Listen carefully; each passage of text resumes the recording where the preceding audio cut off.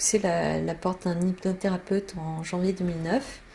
Et dans les 2 minutes où il m'a allongée sur la table, j'ai hurlé le surnom de mon agresseur et j'ai revu une scène d'abus qui m'est brutalement remontée à la conscience comme une bombe atomique parce que c'est une personne et c'est des souvenirs auxquels je n'avais pas pensé depuis 32 ans et ça a été d'une brutalité sans nom.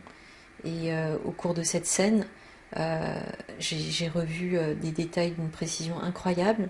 J'ai revécu physiquement et visuellement tout ce qui s'était passé avec une force de détail incroyable et de sensations strictement abominables.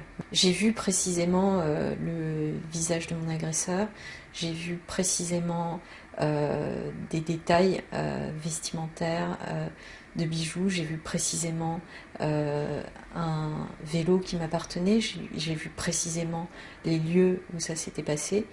Quel sentiment vous avez eu Un sentiment d'effroi, de sidération, d'hébétement. J'étais complètement effondrée quand j'ai eu ces souvenirs qui me sont remontés à la conscience.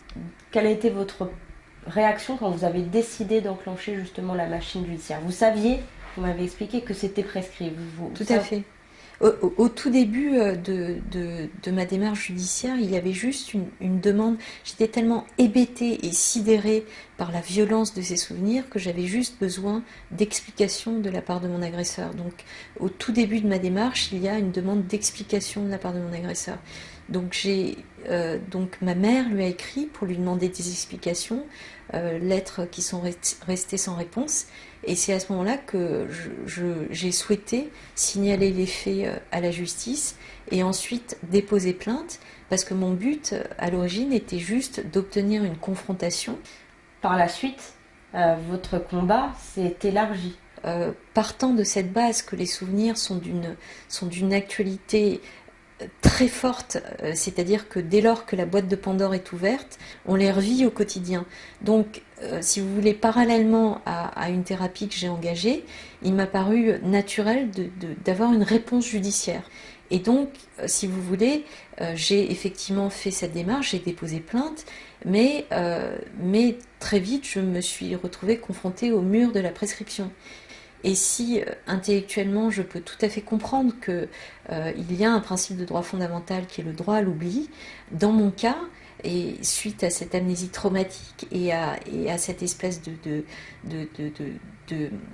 puissance et de souffrance terrible de la reviviscence des souvenirs, il n'y a pas de droit à l'oubli pour les victimes de ce genre de faits. Qu'est-ce que vous attendez justement alors de cette décision de la Cour de cassation? J'attends de la Cour de cassation que, puisque le législateur a introduit une exception pour l'infraction financière, c'est-à-dire que on peut se rendre compte on peut déposer plainte pour cette infraction financière d'abus de bien social quand on se rend compte des faits, et j'attends des juges qu'ils considèrent que pour le crime sexuel sur un enfant, de pouvoir aussi déposer plainte quand on a conscience de ce crime. Puisqu'on dit que la prescription c'est la sanction de la négligence, je considère totalement injuste qu'on me sanctionne pour les 32 ans d'oubli et d'encryptage de ce crime odieux que mon cerveau d'enfant n'a pas pu accepter. Je considérerais ça profondément injuste.